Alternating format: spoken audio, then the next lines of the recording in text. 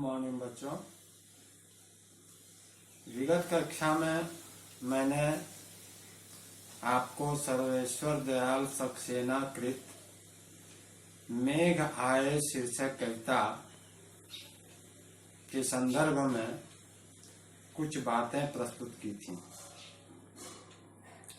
आज इसी कविता का प्रथम अनुच्छेद का अर्थ आपके सामने प्रस्तुत करूंगा। वैसे सर्वेश्वर दयाल सक्सेना मेघ आए शीर्षक कविता में प्रकृति सौंदर्य पर प्रकाश डाला है। इसमें मेघों का अतिथि रूप में वर्णन किया गया है। मेघों के आने से हवाएं बहने लगती हैं। ग्रीष्म ऋतु के उमस से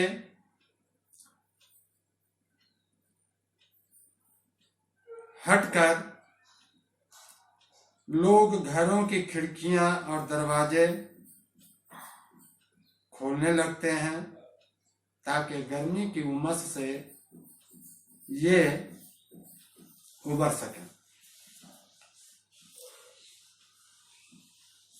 तो इस कविता में कवि यह कहता है कि बादल बड़े सज धज के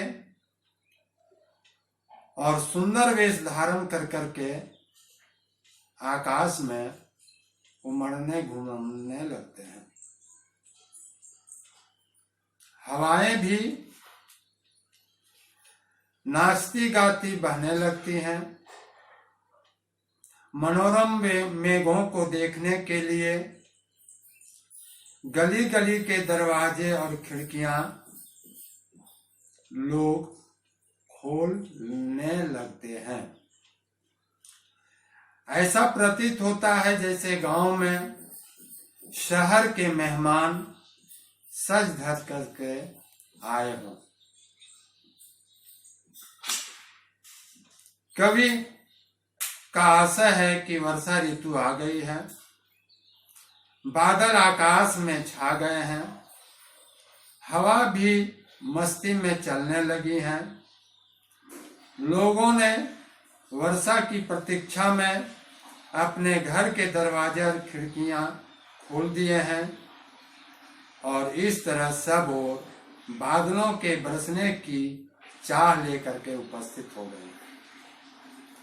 तो बच्चों, एक तरफ पावस ऋतु का सजीव वर्णन किया गया है, दूसरी तरफ कवि सर्वेश्वर दयाल सक्सेना मेघ का मानवीकरण किया है। मैंने आपको पहले भी बताया है या पिछली कक्षा में भी मैंने बताया था कि मानवीकरण अलंकार की स्थिति कब उत्पन्न होती है। आप ध्यान से उसे पढ़ लेंगे। तो बच्चों, ये इस अनुच्छेद का अर्थ हुआ। हाँ, मैंने यह बतलाया कि मेघ का मानवीकरण किया गया है। गांव के हर उम्र के बच्चे लोग, चाहे वह महिलाएं हों, चाहे पुरुष हों, चाहे वृद्ध हों, जिस तरह से शहरी अतिथि के आने पर उनका स्वागत करते हैं, उसी प्रकार से जब मेघ आते हैं सज धज करके, तो उस वर्षा का, उस मेघ का लोग अभिनंदन करते हैं, स्वागत करते हैं। उसे देख कर करके लोग प्रसन्न हो जाते हैं। कवि ग्रामीण लोगों की मानसिकता का भी चित्रण किया गया है या किया है। प्रत्येक ऋतु के आगमन पर जिस तरह से मानव मनोवृत्तियों में बदलाव आता है, उसी तरह से पावस ऋतु के आने पर लोग प्रसन्न चित्त होकर करके अपनी मनस्थिति में बदलाव लाते हैं और मेघों का अर्थात पावस ऋतु का स्वागत करते हैं। तो बच्चों, ये ग्रामीण मनस्थितियों का भी वर्णन किया गया है एक तरफ, दूसरी तरफ प्रकृति का भी चित्रण किया गया है। तीसरी तरफ हम अपनी संस्कृति का भी वर्णन इसमें पाते हैं। हम अपनी सभ्यता और संस्कृति में यह पाते हैं कि जब कोई अतिथि किसी के घर में आते हैं तो उनका हम यथोचित आदर सत्कार करते हैं। तो इन बिंदुओं पर कवि सर्वेश्वर दयाल ने प्रकाश डाला है। अब बच्चों, मैं कुछ प्रश्न आपके सामने रख रहा हूँ। प्रश्न का जवाब आपको मेरी बातों में मिल जाएगा। लोगों ने किस लिए अपनी खिड़कियां और दरवाजे खोल दिए हैं? मेघ किस प्रकार आए हैं? हवा किस प्रकार बहती है? तो मैं आपको बता दूं कि गांव भर में फैले उत्साह का कवि ने वर्णन किया गया है। लोग शहरी मेहमान की सज धज देखने के लिए अपनी खिड़कियां दरवाजे खोल देते हैं। मेघ के भी आने पर लोग गर्मी से निजात पाने के लिए अपनी खिड़कियां दरवाजे खोल देते हैं। मेघ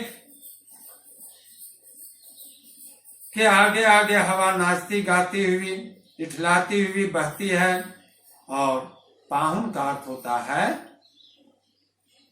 अतिथि, अर्थात मेघ का यहाँ प्रतीकात्मक अर्थ पाहुन के रूप में प्रस्तुत किया गया है।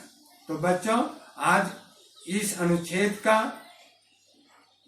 यहीं तक हम अपनी बातें प्रस्तुत करेंगे आपके सामने, और दूसरे अनुच्छेद के साथ में हम दूसरी कक्षा में आपके सामने प्रस्तुत होऊंगा।